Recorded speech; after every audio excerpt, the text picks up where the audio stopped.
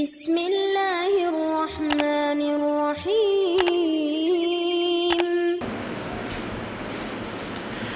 வார்த்தைகளில் சிறந்தது அல்லாஹ்வுடைய வார்த்தை என்றும், வழிகாட்டுதலில் சிறந்தது நபிகள் நாயகம் ஸல்லல்லாஹு அலைஹி வஸல்லம் அவர்களுடைய வழிகாட்டுதல் என்றும், காரியங்களில் மிக மிக கெட்டது மார்க்கங்களில் பித்அத்துகளை உண்டாக்குவது, ஒவ்வொரு பித்அத்தான காரியங்களும் வழிகேடுகள் அனைத்தும் உங்களை நரகில் கொண்டு போய் சேர்க்கும் என்று நபிகள் நாயகம் ஸல்லல்லாஹு அலைஹி வஸல்லம் அவர்கள் தங்களுடைய ஒவ்வொரு சொற்பொழிவின் துவக்கத்திலும் இந்த மனித சமுதாயத்திற்கு நினைவுறுத்தியதை சிறப்புமிக்க ரமலானுடைய மாதத்தில் அல்லாஹ்வினுடைய ஆலயத்தில் ஒன்று கூடியிருக்கின்ற உங்களது சிந்தனையிலும் அந்த நபிமொழியை நினைவுபடுத்தி எனது உரையை ஆரம்பம் செய்கிறேன். இணை வைத்தல், பித்அத்துகள், அனாச்சாரங்கள், மூட பழக்க வழக்கங்கள், சடங்கு சம்பிரதாயங்களை விட்டும் அமல்களை பாழாக்கி மறுமை நாளில் நரகத்திற்கு அழைத்து செல்லுகின்ற அனைத்து தீய எண்ணங்கள் நடவடிக்கைகளை விட்டும் நம் எல்லோரையும் அல்லாஹ் காப்பாற்றி அல்லாஹ்வினுடைய மார்க்கத்தில் சொல்லப்பட்ட சட்டதிட்டங்களுக்கு ஏற்ப நம்முடைய வாழ்வை நாம் அமைத்து மரணிக்கும் பொழுது உண்மை முஸ்லீமாக மரணித்து மறுமை நாளில் உத்தம தோழர்களோடு அல்லாஹ் நம் எல்லோரையும் எழுப்பி சொர்க்கத்தில் உன்னதமானவர்களோடு அல்லாஹ் நம் அனைவர்களையும் ஒன்று சேர்ப்பானாக. அன்பிற்கும் பாசத்திற்கும் உரிய சகோதரர்களே, தாய்மார்களே, பெரியோர்களே, புனிதமிக்க இந்த ரமலானுடைய மாதத்தில் உத்தம நபியின் உன்னத தோழர்கள் என்கிற ஒரு தலைப்பின் கீழ் இஸ்லாத்திற்காக வேண்டி தன்னை அர்ப்பணம் செய்து அல்லாஹ்வினுடைய அன்பையும் அருளையும் இந்த உலகத்திலேயே பெற்று நபிகள் நாயகம் ஸல்லல்லாஹு அலைஹி வஸல்லம் அவர்களால் சொர்க்கவாசி என்று மனமாற வாழ்த்தி சொல்லி உலகத்திலிருந்து வாழ்ந்து மரணித்தவர்கள் சஹாபாக்கள். அப்படிப்பட்ட அந்த சஹாபாக்களுடைய வாழ்க்கை வரலாறை நாம் அறிந்து கொள்வதன் மூலம் நம்முடைய நிகழ்கால வாழ்வை திறம்பட அமைப்பதற்காகவும் எதிர்கால வாழ்வை திட்டமிட்டு அமைப்பதற்காக வேண்டியும் உதவும் என்கிற அடிப்படையில் அந்த நாயக தோழர்களுடைய வாழ்க்கை வரலாற்றை இன்றிலிருந்து நாம் அறிந்து கொள்ள கடமைப்பட்டிருக்கிறோம். இந்த உலகத்தில் நாங்கள் சாவதற்காக வேண்டி மட்டும் பிறந்தவர்கள் அல்ல, சாதிக்க பிறந்தவர்கள் என்பதை நிரூபித்தவர்கள் சஹாபாக்கள். இந்த உலகத்தில் பிறந்த நாங்கள் மரணிப்பதற்குள் உலக வரலாற்றில் பிரகாசிப்போம் என்பதை நிரூபித்து காட்டியவர்கள் சஹாபாக்கள். அப்படிப்பட்ட சஹாபாக்களுடைய வாழ்க்கை வரலாறுகளை நாம் அடிக்கடி தெரிந்து கொள்வதன் மூலம் நம்முடைய ஈமான் வலுப்பெறும், தக்வா அதிகமாகும், விலை மதிக்க முடியாத ஹிதாயத்தை நாம் பாதுகாக்க முடியும். ஆகவே சொல்லப்படுகின்ற நாயக தோழர்களுடைய வாழ்க்கை வரலாற்றை கூர்ந்து கவனித்து அதிலிருந்துள்ள படிப்பினைகளை நம்முடைய வாழ்வில் நாம் பின்பற்றி நாமும் இன்ஷா அல்லாஹ் நாடினால் அந்த நாயக தோழர்களோடு அல்லாஹ்வினுடைய அந்த சொர்க்கச் சோலையில் குடும்பம் குடும்பமாக நாம் அனைவரும் நிச்சயம் ஒன்றாக இருக்க முடியும். தோழர்களே, இன்றைய தினம் இஸ்லாத்தில் தன்னை இணைத்து கொண்ட, ஏன் இஸ்லாத்தை ஏற்றுக்கொள்ளாத இஸ்லாமிய வரலாறுகளோடு தொடர்புடைய பெரும்பான்மை மக்களால் அறிந்து கொண்ட ஒரு நாயக தோழர் தான் பிலால் ரலியல்லாஹு அன்ஹு. இவரை அறியாத முஸ்லிம்களே இல்லை என்று சொல்லலாம். இஸ்லாமிய பாடல்களை இயற்றுகிறவர்கள் இவருடைய தியாகங்களை முன்னிலைப்படுத்தித்தான் இயற்றுகிறார்கள். குரல் வளை நெருக்கப்பட்ட போதிலும் இறுதி வரை ஈமானோடு இருந்தவர் என்கிற புகழ் பாடலுக்குரியவர் பிலால் ரலியல்லாஹு அன்ஹு. பார்ப்பதற்கு மெலிந்த உடல், சுருட்டை தலைமுடி, தடித்த உதடு, தந்தையும் அடிமை தாயும் அடிமை. அடிமை பெற்றோர்களுக்கு பிறந்த காரணத்தினால் அவரும் அடிமையாகவே உலகத்தில் வாழ வேண்டிய சூழ்நிலை ஆரம்பத்தில். நல்ல பாரம்பரியம், சிறந்த குடும்பம், பாரம்பரிய செல்வாக்கு என்று சொல்வதற்கில்லை பிலால் ரலியல்லாஹுடைய வாழ்க்கை வரலாறு. சந்தைகளில் விற்க வந்த பிலால் ரலியல்லாஹு அவர்களே சொல்லுகிறார்கள், நான் எப்படியெல்லாம் மக்காவிலே வாழ்ந்தேன், இஸ்லாத்தில் என்னை இணைத்தேன், அல்லாஹ்வுடைய ரசூலுடைய அன்புக்கு பிறகு என்னுடைய அந்தஸ்து எந்த அளவுக்கெல்லாம் உயர்ந்தது, உலக மக்கள் எல்லாம் ஏன் கியாம நாள் வரை அவரை ஒரு கட்டத்தில் நினைவு கூறுகிற அளவுக்கு பிலால் ரலியல்லாஹு அவர்கள் உலக வரலாற்றில் உன்னத இடத்தை பெற்றார்கள். சந்தைகளில் விற்க வரும்போது பணம் கொடுத்து வாங்குகின்ற முதலாளிகள் எல்லாம் சுற்றி இருக்கும் பொழுது ஒவ்வொரு அடிமையும் தன்னுடைய வலிமையை வெளிப்படுத்த வேண்டுமாம். அதற்காக வேண்டி சாட்டைகளை வைத்து குத்துவார்கள், தோளுகளை கிள்ளி பார்ப்பார்கள், தோளுகளை தேவைப்படும் போது பீத்தெடுப்பார்கள், சாட்டைகளால் அடித்து எங்களை ஓடச் சொல்லுவார்கள். எங்களுடைய வலிமையை காண்பிக்க நாங்கள் அங்குமிங்குமாக ஓடி வியாபார சந்தையில் வாங்குகிற பிரமுகர்களுக்கு மத்தியில் எங்களை நான் வலிமையோடு காட்டிக் கொண்டிருந்த காலம் அந்த காலம். உமையா என்பவன் என்னை அடிமை விலை கொடுத்து வாங்கினான். அவரிடத்தில் ஒரு சில பேரிச்சம்பழங்களுக்காக என்னுடைய வாழ்க்கையை அர்ப்பணித்தவன் நான். பிலால் ரலியல்லாஹு அவருடைய தாயினுடைய பெயர் ஹமாமா என்று சொல்லப்படுகிற தாய். அவர்களுடைய தந்தை ரபாஹ் என்கிறவர் அவருடைய தந்தை. ஆனால் ஒரு துரதிர்ஷ்டவசம், தாய்க்கும் தந்தைக்கும் தெரியாது, தான் பெற்று வளர்த்தி ஆளாக்கிய தனது மகன் அடிமையாக இருந்தாலும் சொர்க்கத்தில் அல்லாஹ்வுடைய ரசூலோடு ஒன்றாக இருக்கிற அளவுக்கு உன்னதமான ஒரு மகன் என்று பெற்றோருக்கே தெரியாது. காரணம், இவர் இஸ்லாத்தை ஏற்ற பிறகு தாய் தந்தையர்கள் எல்லாம் இழந்து விட்டார். இவர் இஸ்லாத்தை ஏற்று அல்லாஹ்வுடைய ரசூலுடைய நல்வாழ்த்திற்கு உரியவர் என்று பெற்றோர்களுக்கே தெரியாது. அப்படி மக்காவில் வாழ்ந்து கொண்டிருக்கும் பொழுதுதான் மக்காவில் காட்டு தீயை போல பரவிய ஒரு செய்தி. அப்துல் முத்தலிஃபுடைய பேரனும்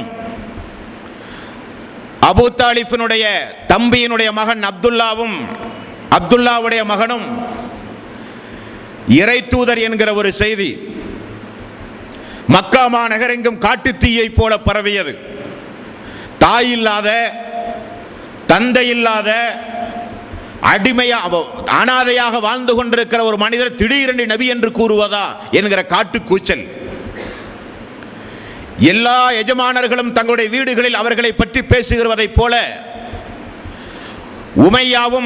உமையாவை பார்க்க வருகிறவர்களும் முஹம்மது நபி ஸல்லல்லாஹு அலைஹி வஸல்லம் அவர்களை குறித்து கோபதாபத்தோடு ஆச்சரியத்தோடு விழிபிதுங்கி பேசுகிற பொழுதெல்லாம் உமையா பதில் சொல்லுகிற காட்சி, முஹம்மது என்ன சொல்கிறார் என்று பரிமாறுகிற சம்பவம் அனைத்தையும் இடுப்புக்கு கீழ் ஒரு அரைஜான் துண்டை கட்டிக்கொண்டு தடித்த உதடோடு பார்ப்பதற்கு அன்றைய காலத்தில் அருவருப்புக்கத்தக்க தோற்றத்தோடு நின்று வேடிக்கை பார்த்து கொண்டிருந்தவர் தான் பிலால் ரலியல்லாஹு அன்ஹு.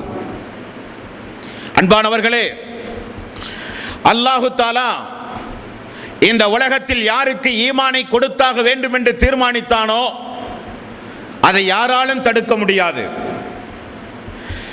யாருடைய உள்ளத்தை அல்லாஹு தஆலா சீல் வைத்து விட்டானோ அந்த சீலை உலக மக்களே திரண்டெழுந்தாலும் திறக்கவே முடியாது. அல்லாஹு தஆலா இவரை இஸ்லாத்திற்கு பயனுள்ளதாக ஆக்க வேண்டும் என்று முடிவு செய்தால் எங்கிருந்தாலும் எந்த சூழ்நிலையில் இருந்தாலும் அல்லாஹு தஆலா எட்ட வைப்பான், சமுதாயத்தில் உயர்த்தி காட்டுவான், வரலாறு படைக்க செய்வான், வருகிற தலைமுறைகள் அனைவர்களும் நினைவு கூட்டுகிற அளவுக்கு வாழ வைப்பான். எடுத்துக்காட்டு பிலால் ரலியல்லாஹு அன்ஹு. ஒரு நாள் அவர் சொல்லுகிறார், நான் ஒரு சபையில் இருந்தேன். அந்த சபையில் முஹம்மது நபி ஸல்லல்லாஹு அலைஹி வஸல்லம் அவர்களை பற்றி உள்ள பேச்சுக்கள் நடந்து கொண்டிருந்தது. உமையா அன்றைக்கு ஜுமஹு வம்சம் என்று சொல்லப்படுகிற மிகச்சிறந்த வம்சத்தினுடைய மாபெரும் தலைவர் உமையா, எனது எஜமான். அவரை சந்திப்பதற்காக ஜுமஹு குடும்பத்தார்களும் அரபு கோத்திரத்தார்களும் எல்லாம் வந்து ஒரு நாள், இந்த முகம்மதை அடக்குவதற்கு ஆள் இல்லையா? நபி என்று கூறுவது மட்டுமல்ல, அடிமையும் எஜமானர்களும் சமம் என்று சொல்லுகிறார். லாத்து உஸ்ஸா போன்ற 360 சிலைகளை ஒவ்வொரு துறைகளுக்கும் நாம் ஏற்படுத்தி, வணிகத்திற்கு ஒரு கடவுள், மழைக்கு ஒரு கடவுள், வறுமையை போக்க ஒரு கடவுள், நோய் தீர்க்க ஒரு கடவுள், கோரிக்கையை நிறைவேற்ற ஒரு கடவுள், பாவ மன்னிப்புக்கு ஒரு கடவுள், அல்லாஹ்விடத்திலே நெருக்கத்தை ஏற்படுத்த ஒரு கடவுள், அவனிடத்திலே பரிந்து பேச ஒரு கடவுள், நமக்காக வேண்டி அல்லாஹ்விடத்திலே வாதாடுவதற்கு ஒரு கடவுள் என்று பல கோடி கோடி கடவுள்களை வைத்து வணங்கிவிட வருகிற நம்முடைய சமுதாயத்தில் வணக்கத்திற்குரியவன் அல்லாஹ் ஒருவன் மட்டும் போதும் என்று சொல்லுகிறார் முஹம்மது என்றெல்லாம் விபச்சாரம் செய்யக்கூடாது, அடிமைகளை நோவினை செய்யக்கூடாது, பெண்களை கொடுமை செய்தல் கூடாது, குறிப்பாக பெண் குழந்தைகளை கொல்லக்கூடாது, விபச்சாரம் கூடாது, கொலை கூடாது, மது கூடாது என்றெல்லாம் சீர்திருத்த பணிகளை முன்வைத்து வணக்கத்திற்குரியவன் அல்லாஹ் ஒருவனை தவிர யாருமில்லை என்று சொல்லுகிறாரே என்றெல்லாம் எரிச்சல் பட்டு பேசுகிற அந்த சபையில் தான் பிலால் ரலியல்லாஹுடைய உள்ளம் மெல்ல மெல்ல திறக்க ஆரம்பிக்கின்றது. அதுவரை தன்னுடைய எஜமானுடைய சபையில் யார் பேசினாலும் என்ன பேசுகிறார்கள் என்றெல்லாம் கேட்க மாட்டார், கேட்டாலே அடி கொடுக்கக்கூடிய காலம். காரணம், அடிமைகளை பொறுத்தவரையில் அது ஒரு பழுதூக்கும் கருவியாகத்தான் அன்றைக்கு பயன்படுத்தப்பட்டது. ஆடு மாடு கோழிகளுக்கு கூட மரியாதை இருந்தது, அன்றைக்கு அடிமைகளுக்கு அந்த உரிமையும் மரியாதையும் கூட கொடுக்கப்படாத காலம். ஆனால் என்னவோ தெரியவில்லை, அன்றைக்கு மட்டும் நான் செவியை கொஞ்சம் சாய்த்து கொடுத்து பார்த்தேன். அவர்கள் முஹம்மது நபி ஸல்லல்லாஹு அலைஹி வஸல்லம் அவர்களை பற்றி பேசிக் கொண்டிருந்தார்கள். பேச்சினுடைய ஒவ்வொரு வரிகளும் அது என்னை நோக்கி சொன்னதை போலவே இருந்தது. காரணம், எஜமானனும் அடிமையும் சமம் என்கிற ஒரு வார்த்தை. இந்த வார்த்தை யார் சொல்லுவார் இந்த மனித சமுதாயத்தில்? அடிமைகளுக்கும் விடுதலை என்பது கனவாக இருந்த காலம் அந்த காலம். நம்முடைய வாழ்வு, நம்முடைய சகாப்தம் இத்தோடு முடிந்தது என்று நினைத்துக் கொண்டிருந்த பிலால் ரலியல்லாஹு அன்ஹு அவர்கள் மெல்ல மெல்ல ரசூலுல்லாஹி ஸல்லல்லாஹு அலைஹி வஸல்லம் எங்கிருக்கிறார் என்று விசாரித்தார். எல்லோரும் உறங்குகிற பொழுது யாருக்கும் தெரியாமல் ரசூலுல்லாஹி ஸல்லல்லாஹு அலைஹி வஸல்லம் அவர்களை போய் பார்த்தார். யார் என்ற விசாரிப்புக்கு பிறகு ரசூலுல்லாஹி ஸல்லல்லாஹு அலைஹி வஸல்லம் இஸ்லாத்தை எடுத்துச் சொன்னார். எடுத்து சொல்லி யாருக்கும் தெரியாமல் இஸ்லாத்தை மறைமுகமாக ஏற்றுக்கொண்டார். நிலைமையை உங்களுடைய கண் முன்னால் நீங்கள் கொண்டு வர வேண்டும். காரணம், இன்றைக்கு இந்த 650 கோடி மக்கள் இருக்கிற இந்த உலகத்தில் 2011ஆம் ஆண்டிலே நாம் இருக்கிறோம். இந்த உலகத்தில் எங்கு வேண்டுமானாலும் போய் பயணம் செய்து, எந்த மூலையில் வேண்டுமானாலும் போய் நின்று கொண்டு அஷ்ஹது அல்லா இலாஹ இல்லல்லாஹ் அஷ்ஹது அன்ன முஹம்மதர் ரசூலுல்லாஹ் என்று சொல்லுகிற உரிமையை நமக்கு பெற்று தந்தவர்கள் அந்த சஹாபாக்கள். இஸ்லாத்தை தழுவினேன் என்று சொல்லுவதற்கு பயந்த காலம். நேற்றைக்கு நான் உங்களுக்கு நினைவுறுத்தி இருப்பேன், அம்ர் இப்னு அபஸா என்கிற ஒரு தோழர். அவர் இயற்கையிலேயே உருவ வழிபாட்டை வெறுத்து வாழ்ந்தவர். இயற்கையிலேயே இந்த நிர்வாணமாக வலம் வருவது, காட்டுக்கூச்சல் போடுவது, சீக்கி அடிப்பது, கைத்தட்டுவது, ஆடல் பாடல்களோடு இபாதத்து செய்வது, சிறுபிள்ளைகளை கொல்வது, உபச்சாரம் புரிவது, அடிமைகளை கேவலமாக நடத்துவது, இவைகளை எல்லாம் பார்த்து வெதும்பி நிச்சயம் இவைகள் எல்லாம் அல்லாஹ்வுக்கு ஒப்பான காரியமாக இருக்காது என்று கிராமத்து புறத்தில் தனிமையாக வாழ்ந்தவர் அம்ர் இப்னு அபஸா என்கிற ஒரு நபித்தோழர். அவருக்கு செய்தி எட்டுகிறது. நாம் என்ன கொள்கையில் இருக்கிறோமோ அதே கொள்கையை வலியுறுத்தி ஒரு மனிதர் அல்ல, ஒரு இறை தூதரே மக்காவுக்கு வந்திருக்கிறார், இறைவன் தேர்ந்தெடுத்து அனுப்பியிருக்கிறான் என்கிற செய்தி. செய்தியை கேள்விப்பட்டு யாருக்கும் தெரியாமல் மக்கா வந்து அலி ரலியல்லாஹு அன்ஹு அவர்களைப் போல நெருக்கமாக இருக்கிற குடும்பத் தோழர்களை கண்டுபிடித்து ரசூலுல்லாஹி ஸல்லல்லாஹு அலைஹி வஸல்லம் எங்க இருக்கிறார் என்று கேட்டார்கள். போய் கேட்டு அவர் இஸ்லாத்தை தழுவினார். யா ரசூலல்லாஹ், இவ்வளவு நெருக்கடியான இந்த நேரத்தில் உங்களை பற்றி பேசினாலே மிகப்பெரிய எதிர்ப்பு இந்த மக்காவில் வருகிற இந்த ஆரம்ப நேரத்தில் இந்த மார்க்கத்தை ஏற்றுக்கொண்டவர்கள் யாராவது உண்டுமா யா ரசூலல்லாஹ்? ரசூலுல்லாஹி ஸல்லல்லாஹு அலைஹி வஸல்லம் அவர்கள் சொன்னார்கள், எனது மனைவி கதீஜா. வஹி வந்தவுடன் ஆரம்பத்தில் வந்து சொன்னது தனது மனைவி கதீஜாவிடத்தில், அவள் இஸ்லாத்தை ஏற்றிருக்கிறார். வேறு யாராவது உண்டுமா யா ரசூலல்லாஹ்? ஒரு அடிமையும் உண்டு, ஒரு எஜமானனும், ஒரு சுதந்திரமானவரும் உண்டு. யா ரசூலல்லாஹ், அந்த சுதந்திரமானவர் யார்? எனது ஆருயிர் தோழர், அன்பு தோழர் அபூபக்கர் சித்திக் ரலியல்லாஹு அன்ஹு அவர் இஸ்லாத்தை ஏற்ற நிலையில் என்னோடு உண்டு. அடிமை யார் யா ரசூலல்லாஹ்? அவர்தான் பிலால் ரலியல்லாஹு அன்ஹு. உடனே அம்ர் பின் ஆஸ் அவர்கள் சொன்னார்கள், அம்ர் பின் அபஸா, யா ரசூலல்லாஹ், மூன்றாவது நபராக நானும் எனது கிராமத்தை விட்டு காலியாகி உங்களோடு வந்து தங்கி இந்த மார்க்க வளர்ச்சிக்கு நானும் என்னை ஈடுபடுத்திக் கொள்ளவா? ரசூலுல்லாஹி ஸல்லல்லாஹு அலைஹி வஸல்லம் அவர்கள் சொன்னார்கள், வேண்டாம், நீ உமது கிராமத்திற்கே செல். காரணம், நிலைமை மிக மிக மோசம். என்னோடு தங்கி இஸ்லாமிய பிரச்சாரத்தில் ஈடுபட்டால் வெளியூர்வாசி என்று மிக மிக சுலபமாக உங்களை கொன்று விடுவார்கள். நீங்கள் உங்களுடைய ஊருக்கே சென்று விடுங்கள், இஸ்லாம் வளரும், வளர்ந்ததை நீங்கள் அறிவீர்கள், அப்பொழுது உங்களுடைய குடும்பத்தோடு வந்து என்னோடு நீங்கள் தங்குவீர்கள் என்று ரசூலுல்லாஹி ஸல்லல்லாஹு அலைஹி வஸல்லம் ஒரு முன்னறிவிப்பும் செய்தார். அந்த தோழர் அங்கிருந்து விடைபட்டார். அப்பொழுது அவருக்கு கிடைத்த செய்தி, பிலால் ரலியல்லாஹு அன்ஹு அவர்கள் ரசூலுல்லாஹி ஸல்லல்லாஹு அலைஹி வஸல்லம் இடத்தில் இஸ்லாத்தை ஏற்ற நிலையில் இருக்கிறார் என்கிற செய்தி யாருக்கும் தெரியாது.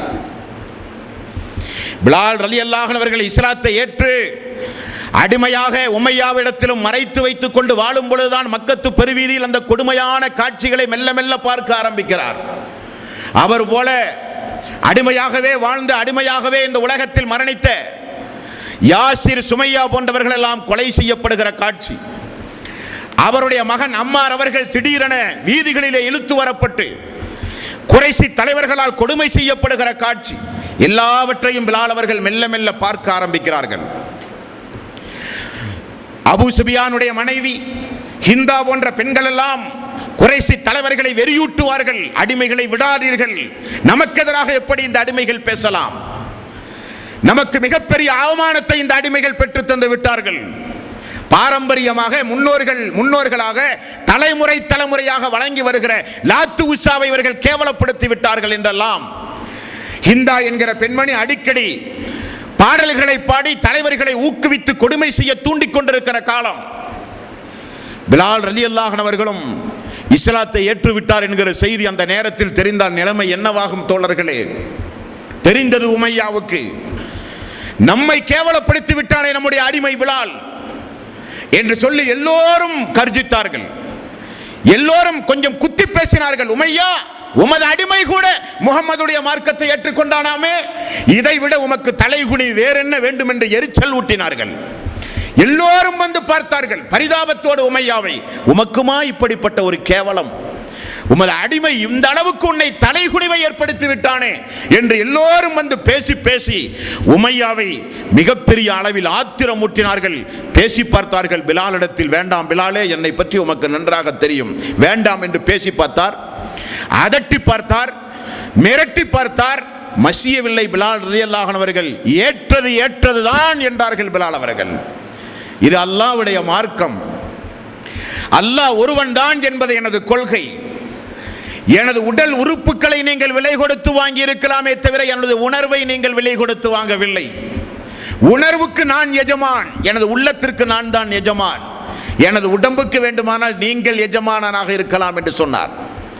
ஆரம்பித்தார்கள் பாவிகள் சொல்லனா துன்பங்கள். பாலைவனம் என்றால் அரபு நாடுகளுக்கு சென்று வந்த மக்களுக்கு தான் தெரியும், அடித்தால் வெயில், அப்படிப்பட்ட வெயில், கொழுந்து விட்டெறிகிற வெயில். அந்த பாலைவனத்து பெருவீதியில் திறந்த மேனியோடு கொண்டு வந்து கிடத்தி அந்த பாவிகள் நெஞ்சின் மீது ஒரு கல்லையும் கொண்டு வந்து வைப்பார்களாம். சுற்றி நின்று கொண்டு எல்லோரும் உமிழ்வார்களாம், முகத்தில் தலையிலும் காலிலும் காலை வைத்து அமர்த்துவார்களாம். லாத்து உஸாவை வணங்கு, நம்முடைய பாரம்பரியத்தை விடமாட்டேன் என்று சொல், முகம்மதை விட்டுவிட்டேன் என்று சொல் என்று சொல்லி எல்லோரும் சித்திரவதை செய்வார்கள். உமர் அவர்கள் வர்ணிக்கிற காலம் ஒன்று உண்டு.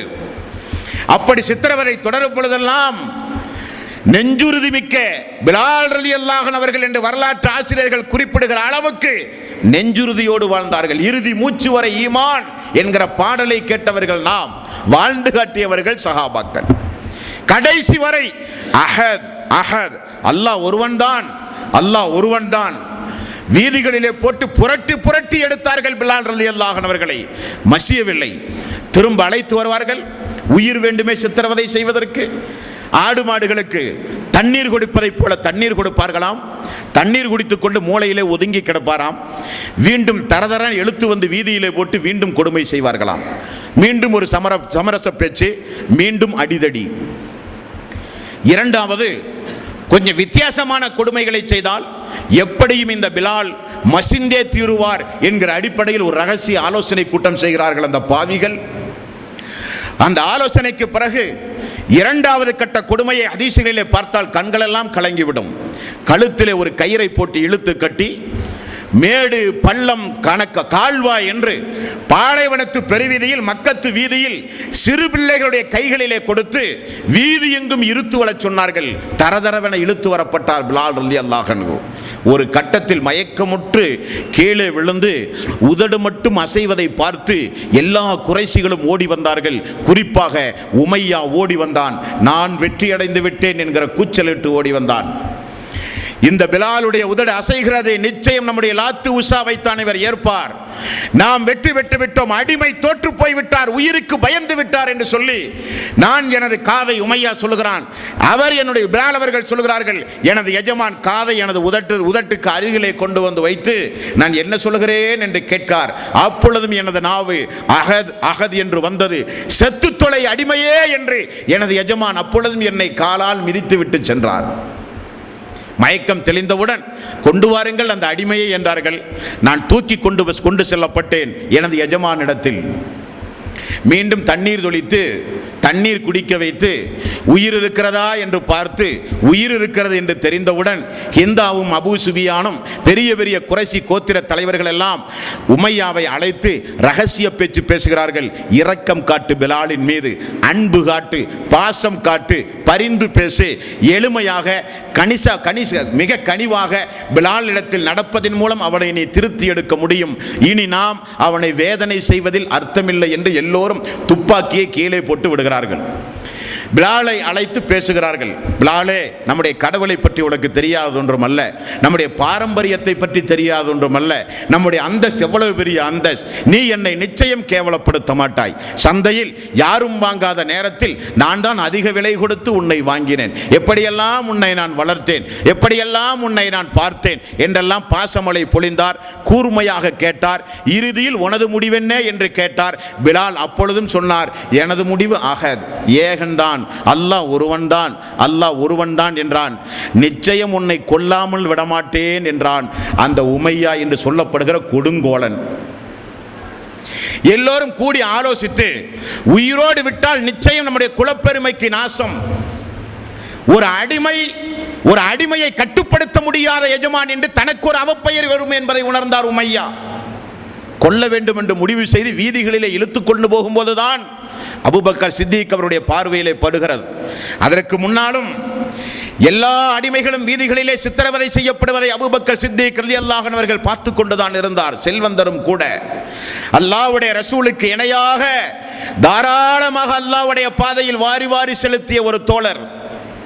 அபூபக்கர் சித்திக் ரலியல்லாஹு அன்ஹு அவர்கள் கொலை செய்வதற்காக வேண்டி அழைத்து செல்லப்படும் போதுதான் உமையாவிடத்திலே போய் சொன்னார், ஏன் இந்த அநியாயம், கேட்பதற்கு ஆள் இல்லை என்பதற்காக வேண்டியா இந்த அநியாயம், அல்லாஹ் உங்களை நிச்சயம் விடமாட்டான், இந்த உயிருக்கு நீங்கள் பதில் சொல்லியாக வேண்டும், உமையா கேட்கிற காசை தருகிறேன், எனக்கு இந்த பிலாலை விடுதலை செய்து தாருங்கள் என்று சொன்னார். உமையாவுக்கு நல்ல ஒரு சந்தர்ப்பம், செத்து மடிவதை காட்டிலும் கிடைக்கிற தீனாருக்கு விற்றால் நமக்கு லாபம் தானே, இனி யார் இந்த அடிமையை வாங்க போகிறார்? உடல் முழுக்க புண்ணுகள் ஆகிவிட்டது, எங்கு பார்த்தாலும் இரத்த காயங்கள், 24 மணி நேரம் இரத்தம் உடம்பிலே வழிந்தோடுகிற ஒரு அடிமை, யாரும் காய்ந்த பேரித்தம்பளத்திற்கு கூட வாங்காத ஒரு சூழ்நிலை. அபூபக்கர் சித்திக் அவர்கள் வந்து சொல்லுகிறார், எவ்வளவு கேட்டாலும் தருவேன் என்று சொல்கிறார். அவர் சொல்லுகிறார், ஒரு 5 தீனாருக்கு எடுத்துக்கொண்டு போ என்றார். சடாரண 5 தீனாரை கொடுத்து எடுத்து வாங்கினார். நடந்து செல்லும் போது ஹிந்தாவும் உமையாவும் அபூபக்கர் அவர்களை பார்த்து சொன்னார்கள், அபூபக்கரே தெரிந்து கொள், நீ வெறுமனே கேட்டிருந்தால் கூட நான் இந்த பிலாலை உன்னிடத்திலே ஒப்படைத்திருப்பேன், ஏன் அரை தீனாருக்கு கேட்டால் கூட நான் தந்திருப்பேன் என்று சொன்னபோது அபூபக்கர் சித்திக் அவர்கள் சொன்னார்கள், 1000 தீனார் கேட்டாலும் நான் தந்திருப்பேன் என்றார்கள். 1000 தீனார் கேட்டாலும் இந்த பிலாலுக்காக வேண்டி நான் தந்திருப்பேன் என்று சொல்லி உரிமை விட்டவர் அபூபக்கர் சித்திக் ரலியல்லாஹு அன்ஹு அவர்கள். இரத்த காயத்தோடு அர்க்கம் என்கிற வீட்டில் ரசூலுல்லாஹி ஸல்லல்லாஹு அலைஹி வஸல்லம் அந்த வீட்டிற்கு பிலால் அவர்கள் கொண்டு செல்லப்பட்டார்கள். அவர் சொல்லுகிறார், இரத்த காயத்தோடு எழுந்து நிற்கக்கூட முடியாமல் அடிக்கடி மயக்கமுற்று படுத்த நிலையிலேயே இருக்கிற பொழுது திடீரென இரவு நேரத்தில் ஒருவர் என்னை எழுப்புவார், மலஜலம் கழிக்க அழைத்து சொல்லுவார், தண்ணீர் தருவார், இரவு நேரத்தில் என்னிடத்தில் என்னுடைய புண்ணுக்கு ஆறுதலாக மருந்திடுவார், ஆறுதலாக நல்ல வார்த்தை சொல்லுவார். பகல் நேரத்தில் கண் விழித்து பார்க்கும் போது அவர்தான் ரசூலுல்லாஹி ஸல்லல்லாஹு அலைஹி வஸல்லம் அவர்கள் என்று எனக்கு தெரிந்தது என்று சொல்லி அல்லாஹ்வுடைய ரசூலோடு வாழ்க்கை மெல்ல மெல்ல கழிந்து கொண்டிருக்கும் பொழுதுதான் இஸ்லாமிய வரலாறு ஆரம்பமாகிறது. தோழர்களே, இஸ்லாமிய வரலாற்றில் ஆரம்ப காலகட்டத்தில் இஸ்லாத்தை ஏற்ற நபர்கள் என்கிற ஒரு பட்டியல் உண்டு. ஆரம்ப காலகட்டத்தில் இஸ்லாத்தை பகிரங்கப்படுத்திய மனிதர்கள் என்கிற ஒரு பட்டியல் உண்டு. ஆரம்ப காலகட்டத்தில் சொல்லனா துன்பங்களை இஸ்லாத்தில் அனுபவித்த சோழர்கள் என்கிற ஒரு பட்டியல் உண்டு. எல்லா பட்டியலிலும் இடம்பெறுகிற ஒரு தோழர் தான் பிலால் ரலியல்லாஹு அன்ஹு. உமர் ரலியல்லாஹு அன்ஹு அவர்கள் நினைவுபடுத்துகிற ஒரு சம்பவம், ஒரு நாள் சுஹைப், மிக்தாத், பிலால், அம்மார் எல்லோரையும் குறைசிகள் வீதிகளிலே கொண்டு வந்து நிறுத்தினார்கள். நிறுத்தி முகம்மதை இயேசு லாத்து உஸாவை வணங்கி இல்லாவிட்டால் கொன்று விடுவோம் என்று 4 பேரையும் சித்திரவதை செய்தார்கள் குறைசிகள்.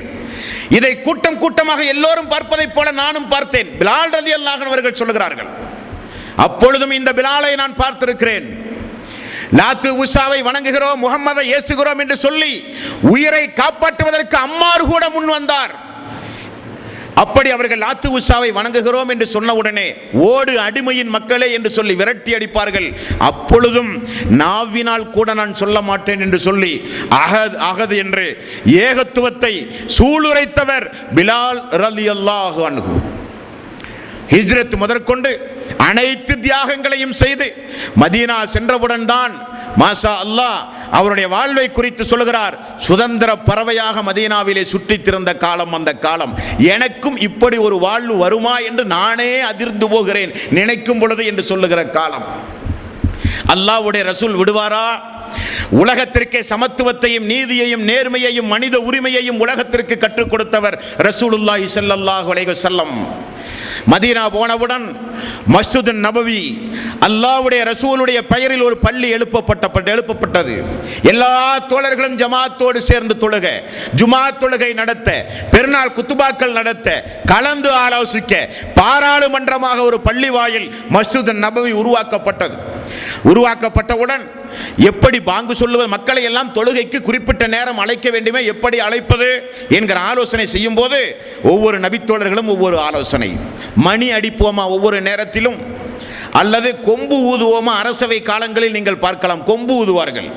ஏதாவது முக்கிய அரசாங்க அறிவிப்பு செய்யும் போது கொம்பு ஊதுகிற பழக்கம். அப்படி கொம்பு ஊதி மக்களை அழைப்போமா, மணி அடித்து அழைப்போமா, தீப்பந்தத்தை ஏற்றி குன்றின் மீது நின்று கொண்டு மக்களுக்கு ஒரு அறிவிப்பு செய்து பாங்கோ செய்யும், இதுதான் தொழுகையுடைய நேரம் என்று சொல்லுவோமா என்று எல்லோரும் கலந்து ஆலோசிக்கும் போது உமர் ரலியல்லாஹு அன்ஹு அவர்கள், யார சொல்லதான் நான் ஒரு கனவு கண்டேன், இப்படிப்பட்ட வாசக அமைப்பு முறையெல்லாம் அந்த கனவில் ஒரு மனிதர் எனக்கு சொன்னார் என்று சொல்லும் போது அல்லாஹ்வுடைய ரசூலும் அதை அங்கீகரித்து அந்த பாங்கு யார் சொல்லுவது, அதுதான் முக்கியமான விஷயம். யார் சொல்லுவது? எனது பிலால் சொல்ல வேண்டும் என்றார்கள் ரசூலுல்லாஹி ஸல்லல்லாஹு அலைஹி வஸல்லம். அன்றைக்கு அவர் ஆரம்பித்த அந்த பாங்கு உலக அழிகிற நாள் வரை சொல்லும் பொழுதெல்லாம் நமக்கு ஞாபகம் வர வேண்டும். துவக்கியவர் நம்முடைய பிலால்.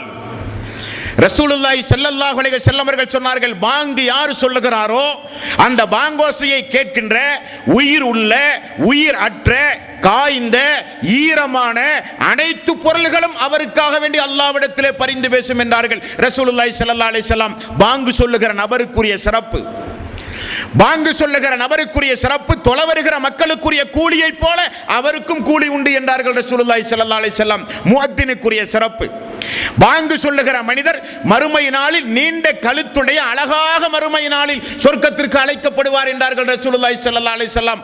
அந்த சிறப்புக்குரிய பரிசை பெற்றவர் பிலால் ரலியல்லாஹு அன்ஹு. எப்பொழுதும் அல்லாஹ்வுடைய ரசூலை சார்ந்தே வாழ்க்கை நடத்துகிற ஒரு பாக்கியத்தோழர். அல்லாஹ்வுடைய ரசூலோடு வாழ்க்கை நடத்தும் பொழுதுதான் அந்த மிகப்பெரிய ஒரு நற்செய்தி அவருடைய காதிலே விழுகிறது. பிலாலே என்று ரசூலுல்லாஹி ஸல்லல்லாஹு அலைஹி வஸல்லம் அழைத்தார். என்ன யா ரசூலல்லாஹ், நான் நேற்று இரவு கனவு கண்டேன். அந்த கனவில் உம்மு சுலைம் ரலியல்லாஹு அன்ஹு, அனஸ் ரலியல்லாஹு அன்ஹுடைய தாய் உம்மு சுலைம் ரலியல்லாஹு அன்ஹு அவர்களை நான் சொர்க்கத்திலே பார்த்தேன். எடுத்து காட்டப்பட்டது உம்மு சுலைம் அவர்களுக்கு சொர்க்கம். அப்படியே அந்த தாயை அல்லாஹ்வுடைய ரசூலுடைய சிற்றன்னையும் கூட பால் குடித்த சகோதரி என்கிற அடிப்படையில் சிற்றன்னை என்பது கூட. ருமைசா என்கிற பட்டப்பெயர். ருமைசாவை சொர்க்கத்திலே பார்த்து திரும்பும் பொழுது ஒரு மாளிகையை பார்க்கிறேன்.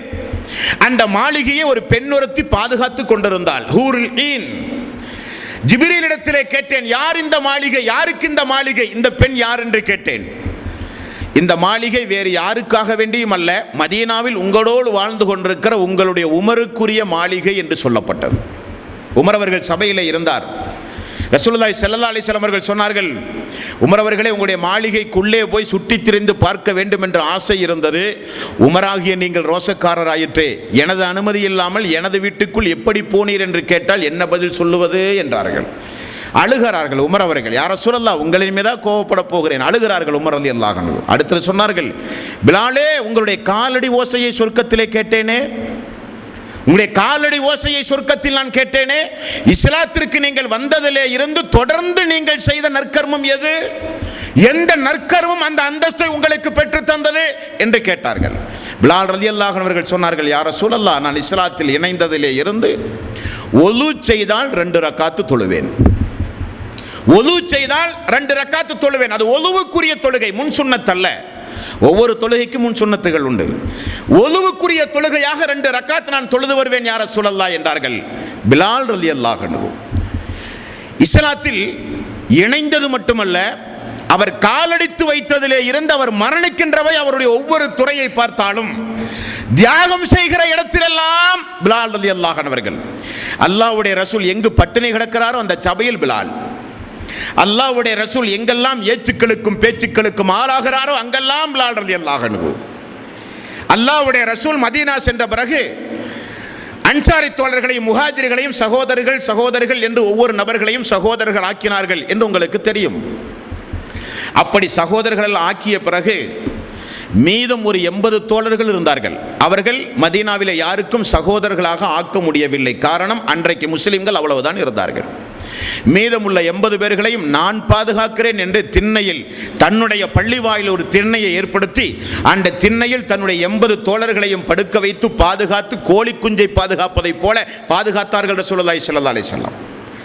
அந்த மதீனா சென்ற பிறகுதான் அல்லாஹ்வுடைய ரசூல் சொன்னார்கள், உங்களுடைய ஒருவருடைய உணவு 2 பேருக்கு இனி நாள் முதல், 2 பேருடைய உணவு 3 பேருக்கு, 3 பேருடைய உணவு 4 பேருக்கு. யாருக்காவது ஒரு ஆளுக்கு ஒரு உணவு வீட்டிலே இருந்தால் அவர் எனது திண்ணை தோழர் ஒருவரை அழைத்து செல்லட்டும், 2 பேருக்கு உணவு இருந்தால் எனது திண்ணை தோழர் 3 பேரை அழைத்து செல்லட்டும் என்று ரசூலுல்லாஹி ஸல்லல்லாஹு அலைஹி வஸல்லம் அறிவிப்பு செய்தார். மீதமுள்ள தோழர்களுக்கெல்லாம் பேரித்தம்பளத்தை உணவாக கொடுத்தார். எத்துணை பேரித்தம்பளம்? ரமலானுடைய மாதம் இந்த மாதம் நெஞ்சிலே கை வைத்து பார்க்க வேண்டும். நோன்பு திறக்கும் பொழுது குறைந்தது நாம் 5 பேரித்தம்பளம் 10 பேரித்தம்பளம் சைட் டிஷ்ஷாக, கஞ்சிக்கு துணை சாதனமாக நாம் அந்த உணவை அருந்திக் கொண்டிருக்கிறோம். ஆனால் சஹாபாக்கள் சொல்கிறார்கள், ஒரு நாளைக்கு 5 பேரித்தம்பளம் தான் எங்களுக்கு ரேஷன் திட்டம், உணவு. பிலால் ரலியல்லாஹு அன்ஹு அவர்கள் ஒரு கட்டத்திலே வந்து சொல்லுகிறார், யா ரசூலல்லாஹ், பேரித்தம்பளத்தை உண்டு உண்டு உண்டு உண்டு உடம்பெல்லாம் இறுகி விட்டது, மலமெல்லாம் இறுகி விட்டது யா ரசூலல்லாஹ், நீர் கலந்த உணவு எங்களுக்கு கிடைக்காதா என்று கேட்டார். யா ரசூலல்லாஹ், எங்களுக்கு ஆடை இல்லையே, ஆடை கிடைக்காதா என்று சஹாபாக்கள் கேட்பார்கள். யா ரசூலல்லாஹ், வீடு இல்லையே, மழை வெயில் என்று பாராமல் திண்ணையிலேயே படுத்துக் கொடுக்கிறோமே என்று கேட்பார்கள். அப்பொழுதெல்லாம் ரசூலுல்லாஹி ஸல்லல்லாஹு அலைஹி வஸல்லம் யாராவது இப்படி கேட்டால் உடனே கொஞ்சம் எல்லோரும் வாருங்கள் எல்லோரும் வாருங்கள் என்று எல்லோரையும் அமர வைத்து ஒரு பயான் செய்வார் ரசூலுல்லாஹி ஸல்லல்லாஹு அலைஹி வஸல்லம்.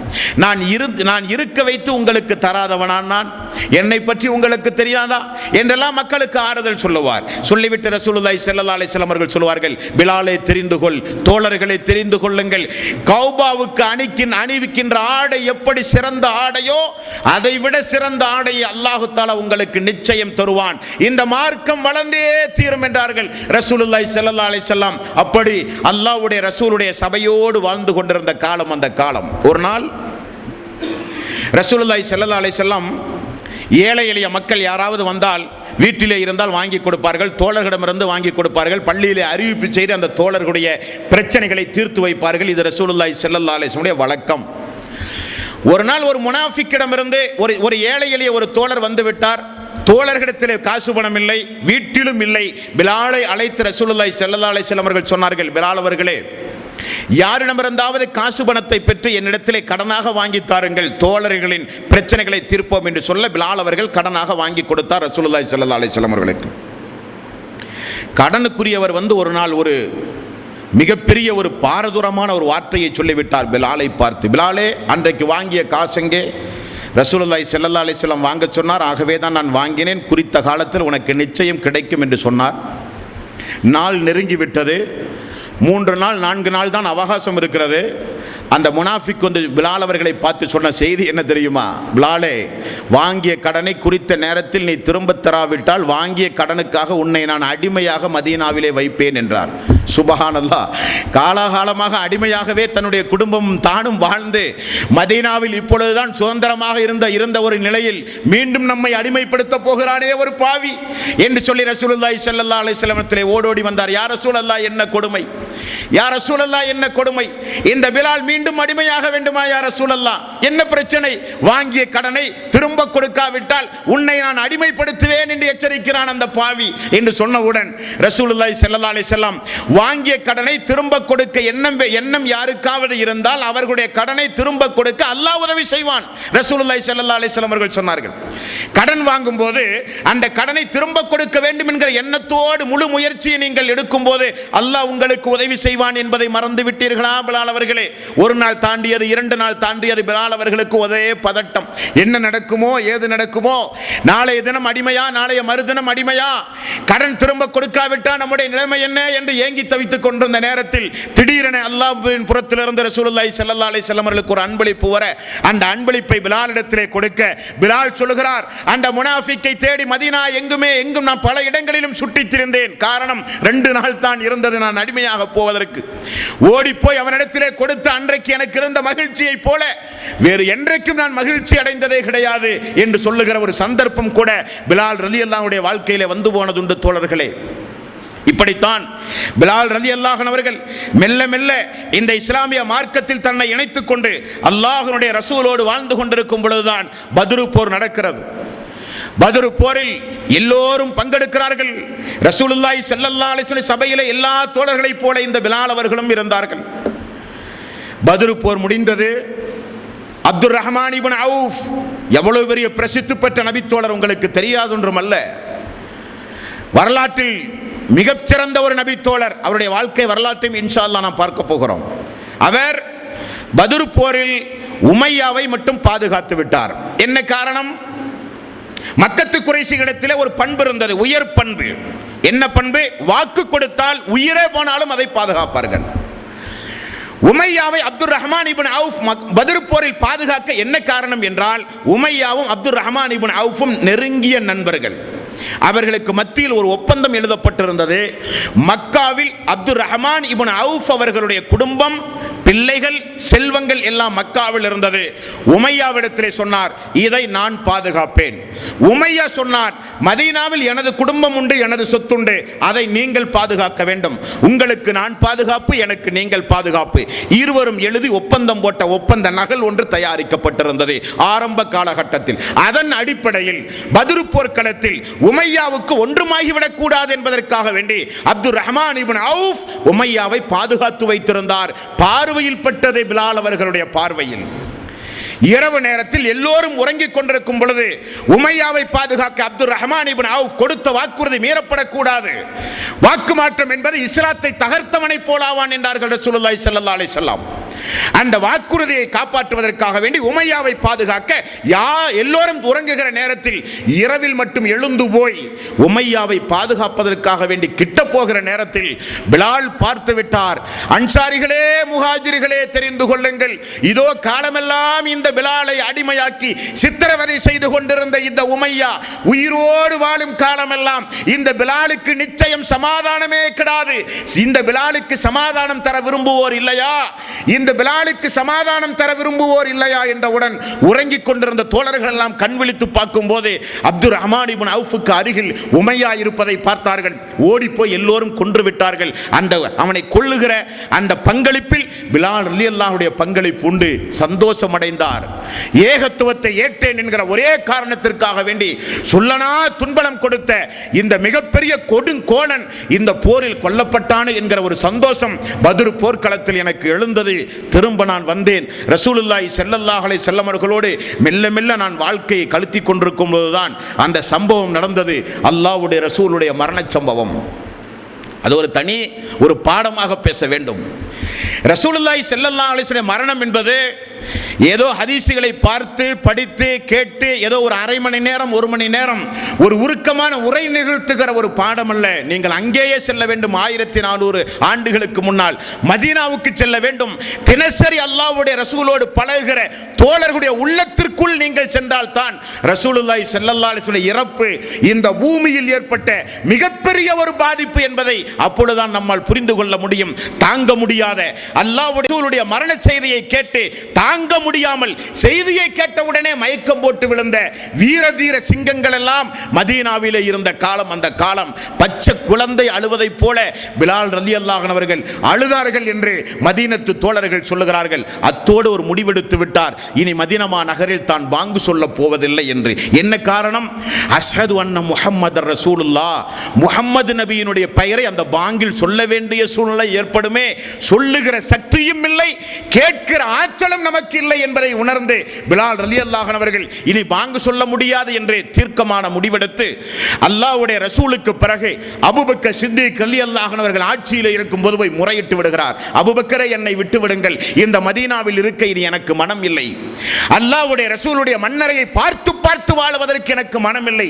பாங்கு சொல்ல எனக்கு மனமில்லை. இனி என்னால் பாங்கு சொல்ல முடியாது என்று போய் கலீஃபாவிடத்திலே முறையிட அபூபக்கர் சித்திக் ரலியல்லாஹு அன்ஹு அவர்கள் அன்பு தோழர், பாசத்திற்குரிய தோழர், அதிக நேசம் வைத்த அபூபக்கர் அவர்கள் சொல்லுகிறார், பிலாலே என்ன சொல்லுகிறீர்? பிலாலே, நீங்கள் பாங்கு சொல்லாமல் வேறு யார் பாங்கு சொல்லுவது? நீங்கள் எப்படியெல்லாம் எங்களுக்கு தோழர்கள். அல்லாஹ்வுடைய ரசூல் மதீனாவில் பள்ளியை கட்டி பாங்கு சொல்ல வேண்டும் என்கிற திட்டம் வகுத்த உடனே முதலில் உங்களை எல்லாவா சொன்னார்கள். உங்களுக்கு தெரியுமா மக்கத்து வெற்றி நடந்ததா இல்லையா? மக்காவுடைய வெற்றி நடக்கும் போது அல்லாஹ்வுடைய ரசூலுக்கு பின்னால் முதல் சஃபில் யார் நின்றார்கள்? உசாமாவும் நீங்களும் என்பதை நீங்கள் மறந்துவிடக் கூடாது. 10,000 படை வீரர்களோடு மக்காவுக்குள் ரசூலுல்லாஹி ஸல்லல்லாஹு அலைஹி வஸல்லம் நுழையும் பொழுது தனது வளர்ப்பு மகன் ஜெயித் அவர்களுடைய மகன் உசாமா செல்ல பிள்ளை, தனது மகன் வளர்ப்பு மகன் அடிமையுடைய மகன் உசாமா, அவரை வலது புறத்திலும் உங்களை அல்லாஹ்வுடைய ரசூல் இடது புறத்திலும் நிறுத்தி மக்காவுக்குள் நுழைந்த அந்த சம்பவத்தை நீங்கள் நினைத்து பார்க்க வேண்டும் பிலாலே. ஆம், பிலால் ரலியல்லாஹு அன்ஹு அவர்கள் சொல்லுகிறார்கள், மக்காவுக்குள் நான் நுழையும் பொழுது நான் பட்ட அந்த துயரங்களையும் கஷ்டங்களையும் நான் நினைத்து பார்த்து கொண்டே நுழைந்தேன். நிச்சயம் அல்லாஹ்வுடைய ரசூல் நம்மை பழிக்கு பழி வாங்குவார். அம்மார் அவர்களை கொடுமை செய்தவர்கள் இருந்தார்கள், யாசிர் சுமையா அவர்களை கொலை செய்தவர்கள் இருந்தார்கள், பிலால் அவர்களை ஓட ஓட அடித்தவர்கள் எல்லாம் அன்றைக்கு கொம்பனாக வாழ்ந்து கொண்டிருந்தார்கள். எல்லோரும் நினைத்தார்கள் பிலாலும் அம்மாரும் அவர்களோடு வருகிறவர்களும் நம்மை நிச்சயம் இனங்காட்டி கொடுப்பார்கள், அல்லாஹ்வுடைய ரசூலிடத்தில் பழிக்கு பழி முஹம்மது வாங்குவார் என்கிற திட்டத்தோடு எல்லோரும் பயந்து நடுநடுங்கிக் கொண்டிருந்த நேரம் ரசூலுல்லாஹி ஸல்லல்லாஹு அலைஹி வஸல்லம் மக்காவுக்குள் கதவை திறந்து நுழைய சாவியை கொண்டு வருமாறு ஆணையிட்டார். சாவி வந்தது. திறக்க சொன்னார் என்னிடத்தில். பிலால் ரலியல்லாஹு அன்ஹு கதவை திறந்தார்கள். கதவு திறக்கப்பட்டு உள்ளே இருந்த 360 சிலைகளும் சத்தியம் வந்தது அசத்தியம் ஒளிந்தது என்கிற இறைவசனத்தோடு ரசூலுல்லாஹி ஸல்லல்லாஹு அலைஹி வஸல்லம் 360 சிலைகளையும் அப்புறப்படுத்தி முதலில் அல்லாஹ்வுடைய ரசூல் அழைத்து சென்றது இந்த பிலாலை தான். அந்த காபாவுக்குள் இப்னு உமர் அவர்களும் பிலால் ரலியல்லாஹு அன்ஹு அவர்களும் உசாமா அவர்களும் அந்த புனிதமிக்க காபாவுக்குள் உள்ளே சென்று 360 சிலைகளையும் அப்புறப்படுத்தி அல்லாஹ்வுடைய ரசூலோடு 2 ரக்காத்து தொழுது காபாவுக்கு மேல் ஏறி நின்று கொண்டு பாங்கு சொன்ன அந்த காட்சி மக்காவிலே கூடி கொண்டிருந்த 10,000 தோழர்களுடைய கண்களையும் கலக்கியது. அஷ்ஹது அல்லா இலாஹ இல்லல்லாஹ் அஷ்ஹது அன்ன முஹம்மதர் ரசூலுல்லாஹ். அன்றைக்கு குறைஷிகள் சொல்லுகிறார்கள், ஆணவத்தோடு அகம்பாவத்தோடு வாழ்ந்து கொண்டிருந்த குறைஷிகளில் ஹாரிஸ் என்பவர் சொல்லுகிறார், இந்த அடிமை பிலாலுடைய இந்த வாசகத்தை கேட்கவா அல்லாஹ் இந்த மக்காவில் எங்களை உயிரோடு வாழ வைத்திருக்கிறான், என்ன கொடுமை என்ன கொடுமை என்று காதில் கை வைத்தானாம் அவன். இந்த முகமதுக்கு உயர்குலத்தை சார்ந்த ஒரு மனிதர் இல்லையா இந்த பாங்கோசை சொல்ல? நாங்கள் கட்டி காப்பாற்றி பராமரித்த இந்த காபாவுக்கு மேல் ஏறி நின்று கொண்டு ஒரு அடிமையா பாங்கு சொல்ல வேண்டும்? இந்த காட்சியை பார்க்கவா அல்லாஹ் எங்களை உயிரோடு வாழ வைத்திருக்கிறான், சாகலாமே இதற்கு பதிலாக என்று குறைஷிகள் வெம்பி எழுந்த காலம் அந்த காலம். நினைத்து பார்க்கிறார் பிலால். இப்படியெல்லாம் எல்லா இடங்களிலும் எங்கே பிலால் எங்கே பிலால் என்று என்னை முன்னிலைப்படுத்திய அல்லாஹ்வுடைய ரசூலுடைய மரணத்திற்கு பிறகு மதீனாவில் என்னால் வாங்கு சொல்ல முடியாது என்று சொன்னவுடன் அபூபக்கர் சித்திக் அவர்கள் சொன்னார்கள், அதை நினைத்து பாருங்கள், இதை நினைத்து பாருங்கள். இந்த பள்ளிவாயில் கட்டிய காலத்திலே இருந்து ஃபஜ்ரிலிருந்து இஷா வரை உங்களை தவிர வேறு யார் அந்த அழைப்பை கொடுத்திருக்கிறார்கள்? எல்லா தோழர்களும் உங்களுக்கு என்ன குறை வைத்திருக்கிறார்கள்?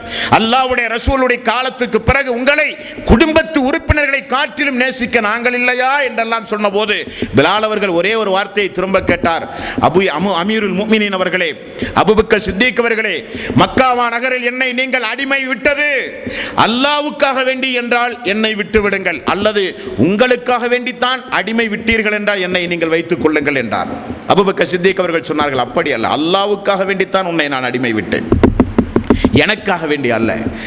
அல்லாஹ்வுக்காக வேண்டிதான் உங்களை நான் அடிமை விட்டேன், எனக்காக வேண்டி நிச்சயம் அல்ல.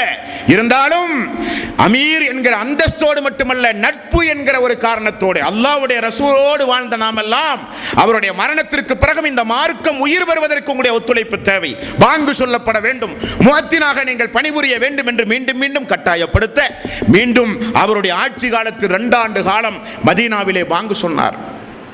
உமருடைய ஆரம்ப காலம், அபூபக்கர் சித்திக் அவர்கள் மரணித்த பிறகு உமர் அவருடைய ஆட்சி காலம் வந்தது. உமர் அவர்கள் ஆட்சி கட்டிலில் அமர்ந்த ஆரம்ப நேரத்தில் எவ்வளவு பெரிய அந்தஸ்தை பிலால் அவர்களுக்கு கொடுத்தார்கள் தெரியுமா? மன்னாதி மன்னரெல்லாம் அனுமதி பல நாள் பெற்றுத்தான் உமர் அவர்களை பார்க்க முடியும். பெயரை கேட்டாலே பல மாத தொலைவு தூரத்தில் இருக்கிற எதிரிகளுடைய உள்ளங்கள் எல்லாம் நடுநடுங்குகிற அளவுக்கு அவர் ஒரு பாதையில் வந்தால் சைத்தான் இன்னொரு பாதையில் ஓடுவான் என்று ரசூலுல்லாஹி ஸல்லல்லாஹு அலைஹி வஸல்லம் அவர்கள் சொன்னார்கள். உமருடைய நாவில் இருந்து கொண்டு அல்லாஹ் பேசுகிறான் என்றார்கள் ரசூலுல்லாஹி ஸல்லல்லாஹு அலைஹி வஸல்லம்.